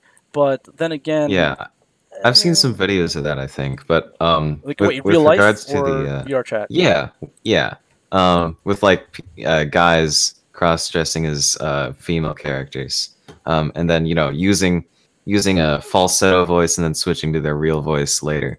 And then like they got it recorded and like they have people like freaked out and stuff. Yeah, I don't have any links, but I do remember things like that happening. But with the VR chat trap trolling, that's pretty interesting to me because to me that seems kind of like I don't know. You know how Japan birth rates in Japan are declining a lot because of all the obsession with like anime media and stuff. I think that's just a meme, though. I mean, because like I've looked around in Japan for a while. There are a lot of children, like in schools and stuff. Like I basically know some people there, and they have kids, and I would say that their population is declining a little bit. But the thing is, it's not like it's a problem, right? It's only a problem because of the whole like equivalent of what is it called? Social Security, right? So in the U.S., there's Social Security where when you retire, you get money from the government that comes funded from taxes. So that's the only real issue there. All they have to do is just figure out a replacement for that, and they're good. The problem is that people aren't going to have kids because it's also very crowded and real estate is very expensive. So they could have all these kids, but where are they going to place them, right? You're going to just like have them in like a cramped house. It's not very conducive. So I think that if their population starts thinning out because of like elderly. If they pass away, there will be more available real estate. There will be more room, and people will naturally start having more children. I think that's really what's going to happen in the future. I don't think that it's really a problem in that they're not having kids. And Yeah, well, it's not so much a population decline as a slow in growth. Yeah, I because guess. because it's overcrowded. It's very very densely populated. So as the density decreases, because you had like a population boom, and then that would cause like when that population gets older, then it's like going to cause issues, and then also it's going to be hard to get jobs if like people are not retiring. If people are still alive and they're still healthy and they're still working, then it's you still have jobs that are not necessarily available. So I think that's really the main issue there. And as they create new types of jobs, or if they could start building like artificial islands and Hmm. expanding into like the ocean a bit, and then they would have more Well, real estate, and then well, they could. about population control though, because Japan, like you said, it is an island. It is kind of isolated, and they do have real estate issues. Uh, but I do think it's interesting that as we're coming into the 21st century, we're getting just more and more statistics and studies about overpopulation and overcrowding. That then is when anime media and manga and stuff starts getting really popular and decreasing the birth rate there. And I think it's kind of like a psyop, and I think that these trap guys in VR chat, I think that's a similar kind of thing where the government might be hiring people um, to do that, to practice female voices and then switch off to build a kind of Pavlovian response in people, particularly intelligent young men, such as the ones that play video games. Intelligent young men, top of the class, trying to discourage them from reproduction. So the most intelligent people are the ones who are most likely to be playing VR and basically develop Well, this Pavlovian response to yeah.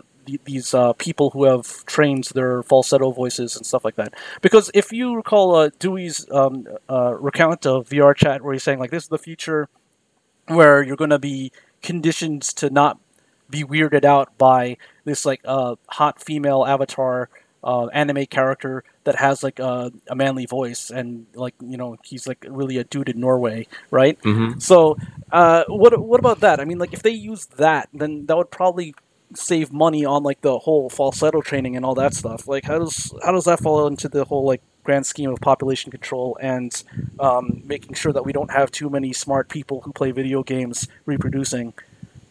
Yeah, well, the way I see it, it's kind of like a gradual slope. Uh, Kind of like I'm sure you've heard of like the slippery slope model, where you Yeah. have to start small and then gradually get more and more extreme. So I think this is just like the first kind of harbinger of stuff like that. The Harbinger. All right. Oh, okay. So you think that this is like the beginning of the slippery slope? Yes, yes. Yeah, I mean, the slippery slope technically is a logical fallacy, but empirically it does show that like it actually does have a lot of occurrences where slippery slope has manifested, where like it had started out with some less extreme form, and then like as that got achieved, more extreme forms started being pushed of certain agendas and stuff like that. Um, I don't know. I don't know how this whole like trap thing, because it seems like it's a little bit in reverse because of the way technology has developed. Because initially we didn't have VR. We didn't have VR chat where people could just download an avatar of like an anime girl, and then they're an anime girl, and then the only thing Yeah. left they have to work on is their voice. Before they had, I guess you could actually try to transition physically, which would be a lot more difficult, a lot more involved, Yes. and then that's also in like the real life as well. That's like physical at that point. That's not like a virtual reality. It's not like it's like Yeah, it's a it's a lot more little permanent too. it's a little counterintuitive because the VR, it's like you've added another layer of abstraction on top of what you already have. So there is that. Syndicate Gyrosfer, some guy in chat was saying that gamers are the most oppressed minority, What is your opinion on that statement? Do you think that we should start having like separate bathrooms for gamers? Because I've seen that they've actually been decreasing the number. Oh, back to your slippery slope. Originally, they had like Yeah, segregated yeah. bathrooms, right? Then they had like Hmm. same bathrooms, which is good. And then now they're going for like a gender neutral bathrooms, where like they're reducing the number of bathrooms to one. So I guess the next step is that they're going to start getting rid of bathrooms entirely, so that we'll no longer have bathrooms. Yeah. And I think eventually you were talking about having separate bathrooms for gamers. Then I think after that, if we start to regress as a society, then maybe we'll push the oppressed classes, like as Syndicat says here, gamers. Maybe we'll push them to occupy the restrooms so that they're ostracized and separated from everybody else who's grown up in a culture where bathrooms aren't even a thing. Yeah. So, I mean, I actually getting rid of the bathrooms is a very new idea to me. I've not actually heard that proposal before. Um, I mean, as I understand it, like they've been trying to reduce the number of bathrooms since a long time ago, and realistically, like there's no real reason why. Like people have had like a universal bathroom in like a house, Hmm. and and I think the indoor bathroom is more of a modern construction, because back in the day they had outhouses, right, Yeah. where you would actually go outside and like take a dump in a hole in like some kind of like shed, and this modern idea of a bathroom is not really even natural. So there are some arguments that could support a zero bathroom like initiative, which I guess Yeah. is the end goal of the people who want to reduce the bathrooms. And And that would also increase, cultural unity because, in a bathroom, except for the gamers, even because like the gamers are then the only yeah, ones in the except for the bathroom. Like gamers, the for gamers the are in group, for the majority, for the the people in power, it increases togetherness and unity because you go outside, you need to go to the bathroom, right? You're out there. This is your most private moment. And then you see, your neighbor from down the street, and he's doing the same thing. And, going through that private, very, very personal thing together, it really does increase unity. So I think that's one initiative that might come into play. And I might be in support of that. Oh, so I heard that like in some European countries, or like maybe like I don't know, the UK or something, they have like a group urinal where like it's not even like just like a singular urinal that like you're using, but it's like it's like kind of like you just pee on the wall and then like it collects it into like a collective drain or something. Like is that a Yes. European thing, or like Um, I'm not sure if it's a European thing specifically. I've seen images of them, but yeah. never actually one of Because like them. I think that like like that's another idea, like where it's like they have like the group urinal where okay, I don't know where I'm going with this. I just remember that from a scene from a movie. I think it was in Formula 51, where Samuel L. Jackson was wearing a kilt and was beating up people with golf clubs. Uh, Yeah. yeah, so that was a movie about drugs, so that's probably bad. So, you know, I like the takeaway for this episode to be don't do drugs. Oh yeah, Okay. definitely. That should be the takeaway for every episode. Yeah. Okay. So yeah. So that's basically that. I'm still waiting on Taze. Is he still eating dinner? Like, how long is this dinner that he's at? Hold on a second. Is he overweight? Is he known for eating more than his share? No, I'm pretty sure that he's like skinnier than I am. Like I'm still like trying to lose weight and whatnot, so that I could eventually do like IRL trap trolling, like so I could cosplay and then get that sweet government contract, so I could get like a secondary income from Oh attending yeah. attending conventions and stuff. I mean that's See, I don't think I could do that. I think my that's voice. living the dream right there. I mean, like my voice, I have not even started, but like if I could get a government subsidy to pay for my voice training, then like Yeah. that I'd be set. Yeah. Hmm. And then once you're a government agent, they get a lot of tax write-offs too, I hear. So that'd be a real good move actually. Yeah, that's why we started. That's why we started our business, is so we could write things off as tax write-offs as much as possible. Hmm. Um, Basically, if you go to irs.gov, it has all of the rules for what you can and cannot write off on taxes and all the limits and stuff. Like there are limits. You can't just write off everything as a tax write-off. But basically, when I got training as a tax preparation guy, it's like I had to go to the IRS.gov website, and basically that's all you do as a tax prep guy is you just go on that website. So they could have saved a lot of time, but instead of giving all these PowerPoint presentations like these are all the tax laws, they could have just given you the URL to irs.gov, and then that would have been the solution. Yeah, the education system, it's really floundering nowadays. That was actually not even a school that did that. That was a what's it called? It was a company, a tax prep company that I was going to contract for, but no. So it's like not even like it's not even like a government contractor at that point. You're like a subcontractor. You're like a company contractor that that does stuff, which is weird because like income tax itself like started in 1913. And that was created after the creation of the Federal Reserve. So you got this banking cartel, which is the Federal Reserve, that's consists of several banks like merging together. And we're going to regulate the banking industry, but we're going to set the rules, and we're also banks. So that's that scenario. We could probably do a whole episode on the Federal Reserve, but as I mentioned earlier, that might not be safe. So we'll just stay away from that. I mean, yeah, you got to know your limits really when you're talking about this kind of stuff. Yeah, so if you look at that guy Rekieta Law, Nick Rekieta talks a lot about censorship on YouTube and Google, Facebook, Twitter, and all that, and he brings up credit card processors and stuff like that. But I notice he's not talked about banks, even though I'm sure if you dig even a little bit with credit card processors, you're going to find a connection to banks like almost immediately. So he has not mentioned banks at all. He only talks about credit card and payment processors and vendors and stuff like that. And that may be intentional, or it may be because he hasn't even dug yet. But yeah, that is. I'll also provide a link to Rekieta Law. You know, one thing that I was thinking about doing is, aside from this whole like business bots, where you could get bots to just spam your chat with like fake dialogue, we could get like a link harvesting thing, or like basically we just like spam your links so that we could drive up traffic. It's like SEO except shadier. Yeah, we'll go with that. Yeah.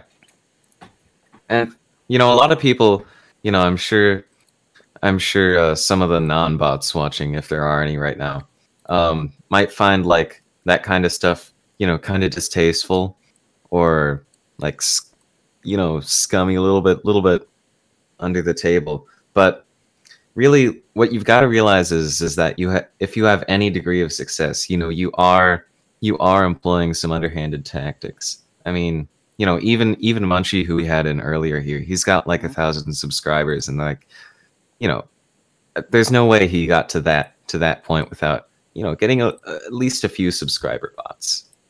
Yeah, he has to subscribe, and you gotta bot it up, and then that's how you do it. Yeah, I mean that we'll do it. We'll figure something out like that. We want to find a way, like if there was a way you could just get bots and turn them into people, or turn people into bots. That'd be good. Yeah, I guess that would be the dream. And with VR chat, that actually may become a reality sooner than we think. Because one of the things we were talking about, like I was talking to Taze earlier, it was that we wanted him to be able to meet up on VR chat, and we would just do all these recordings in VR chat. Now, one episode of Radio Prozac, they said that like they already have like podcasting, like I guess worlds or channels where you could just like record your podcast. I actually tried looking for that and hadn't found anything really like that. So if I can find that, then that's how we'll do it. It might end up killing my bandwidth, so it might not be good. But if we can do it, then we'll do it. Arcane says, I'm a bot. Yes, thank you for being a bot. I appreciate it. Yeah. So what was I going to say about VR chat? I don't know. I mean, I like VR chat. It's really cool. What I did was I actually got an external hard drive. Well, it's an internal hard drive that I put inside my computer. But I have a symbolic link set up where I have all of my cached files dumped onto that, because using VR chat, it just builds up a lot of cache files on your hard drive. So I just have it dumped onto this dedicated hard drive that I had for VR chat, basically. Have you done any of the raves, like the all night, blackout raves like Dewey had done? Nah, I actually don't have a headset. I'm a computer guy.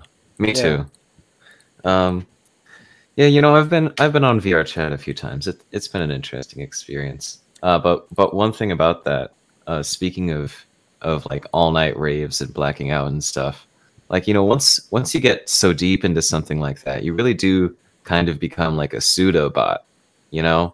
And like those are the kind of people who, like, you know, you can hire to boost your comments and to boost your you know, your ratings and all that. Like on Social Blade and stuff, you know? Yeah. I guess you could do that too. I mean, you can't just look at robots. You've got to consider other avenues like that. Yeah, so like the people robots, like there's this NPC meme that has been kind of floating around recently. You cut out. Yeah, hello, am I in? Yeah, hello. Okay. I can hear you now. Yeah, so there was this this NPC meme that that has been floating around where it's like, oh, like people that are not really people and stuff like that. Like, do you know about this meme? Because I'm not familiar with it. So if you, I do. Oh, can you give an explanation? Yeah. So the concept is, you know, a lot of the times, especially with people on the internet, you know, you look around and it seems like some of these people aren't even thinking like with their brains, and they're just, you know, copy pasted stereotypes basically, and that's what the NPC meme is talking about. So like, kind of a derogatory stereotype for like just common everyman, I guess. Really? Oh, yeah. That's interesting, because what we had was I was listening to the Dick Show, right? And he had what's that girl's name? Aiden Paladin on it. And she was saying that like 13% of people or something like that, they don't have an internal monologue or something like that. They don't have like a thought process where they have like a discussion with themselves, basically.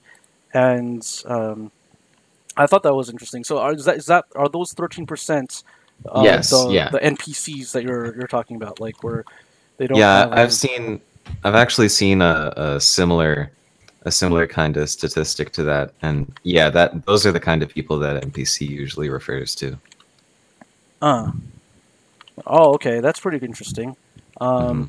Right now, I'm adding the works cited section on our little dashboard thing so that I can. Oh, we've actually got an NPC in here in chat right now. The Syndicate guy. Syndicate is an NPC. Oh, okay, awesome. It's good to have some NPC representation. You know, we want to make sure that we want to embrace this diversity of thought that has been lacking according to a lot of people on the internet. So please stay a little bit after the stream so we can talk about, you know, managing deals or whatever. Because we might be interested in getting your services. Okay. Yeah, I mean, we could do that. It's your podcast, but we could do it on the stream either. I mean, like, this is really just like let's be real. I have no idea what I'm doing. So like, yeah. Yeah, we can do that. That's cool. I basically just will look for like all this like free like online like license free music, and we'll like throw it up on our channel. And then, you know, we'll do that. You know what? I actually enjoy a lot of free stuff. Like when it comes to like computers, you can use Linux for free. And then when it comes to music, you can get like those like royalty-free musics, or those things that they say you can use it as long as you credit us.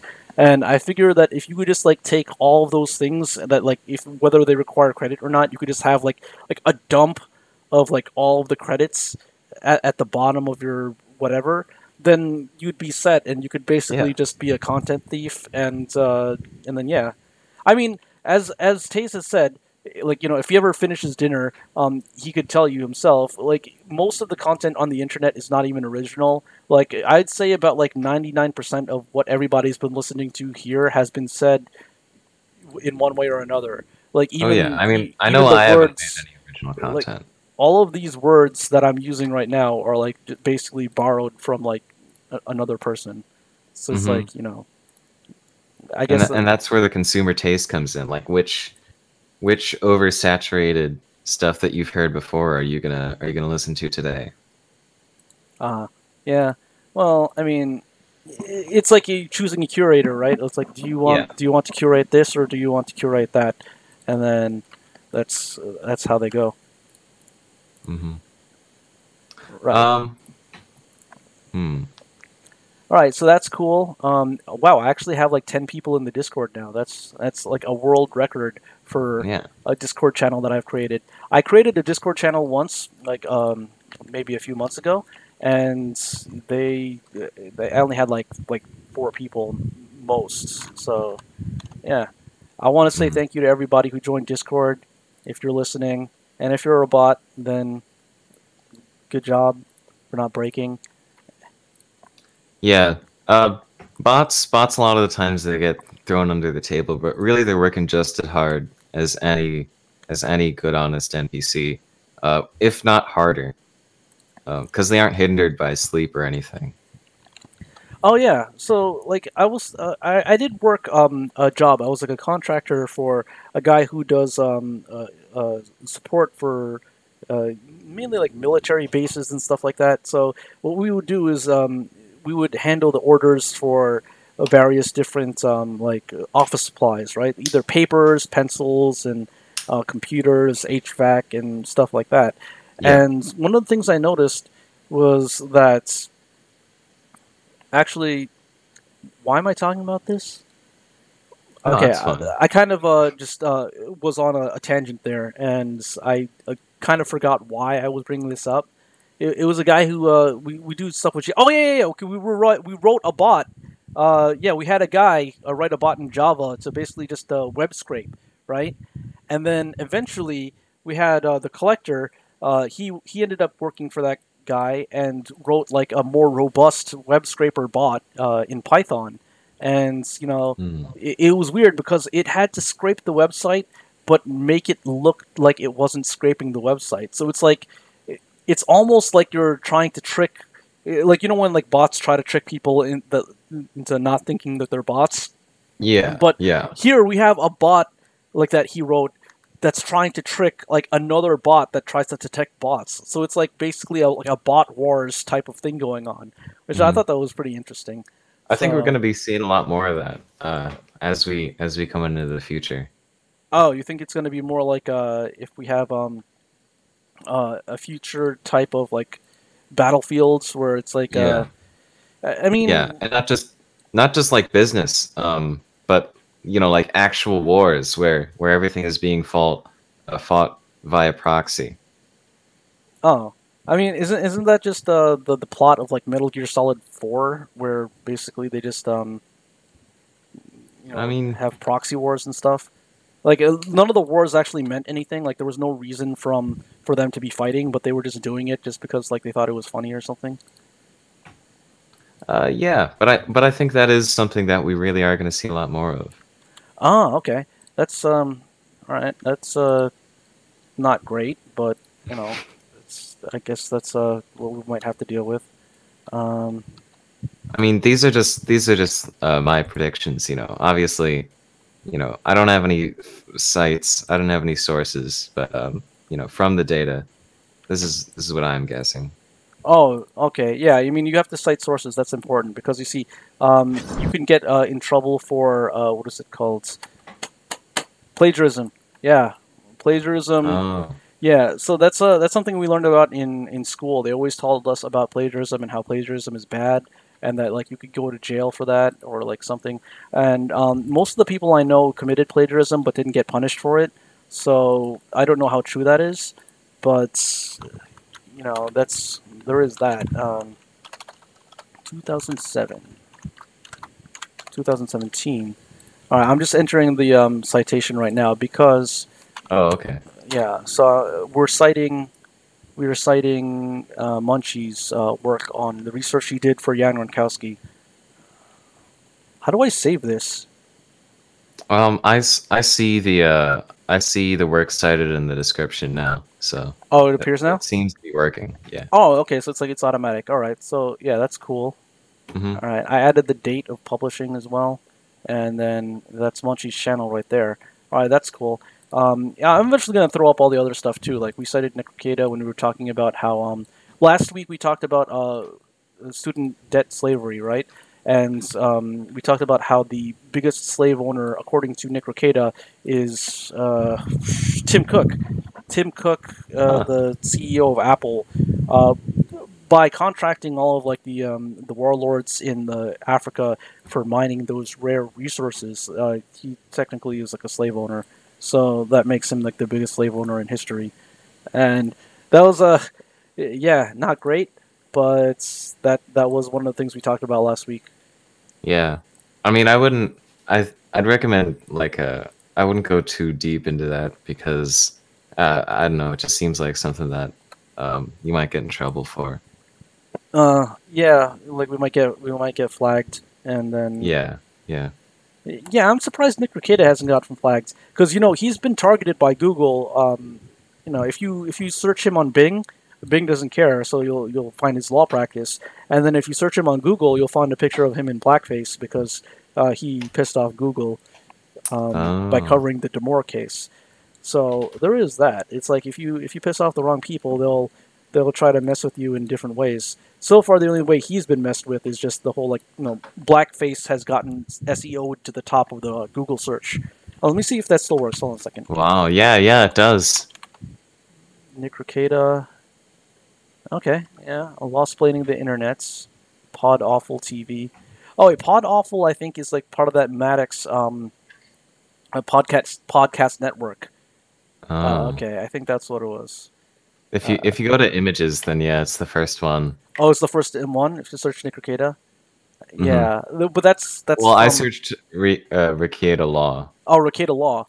Oh, okay. Rekieta Law is his channel, and I assume law practice, right? Rekieta Law. Let's go here. Yep, it's the same first image for both results, actually. Yeah, that's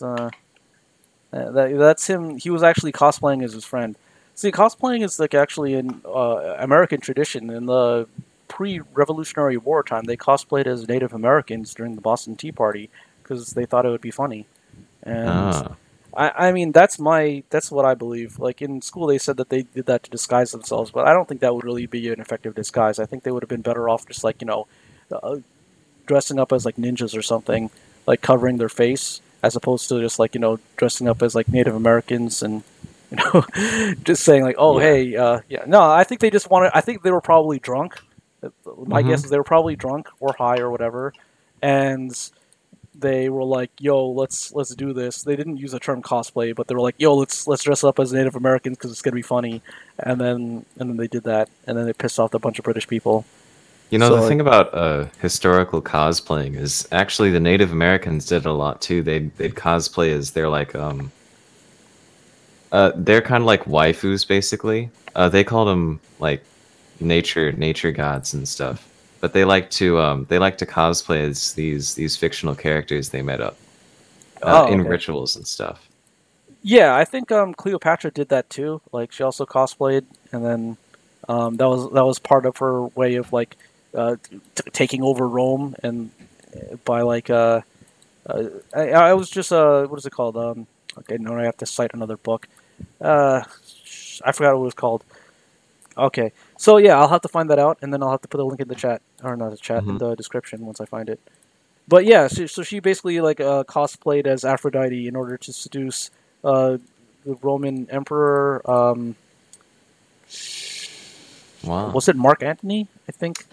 Yes, yeah, Mark Antony. Yeah. I think that's what she did. Oh, somebody has a retracted message. Ah, okay. I guess they must have gotten bully hunted. See, I tried to become a bully hunter on VR chat, but like the thing is, they don't really provide you with the tools you need to be a bully hunter. Like, there's no like knife, and like I have a very difficult time trying to kill people in VR chat, so that didn't pan out too well. Like some people in VR chat are just mean for no reason. I don't know why. I mean, that's part of the challenge, you know.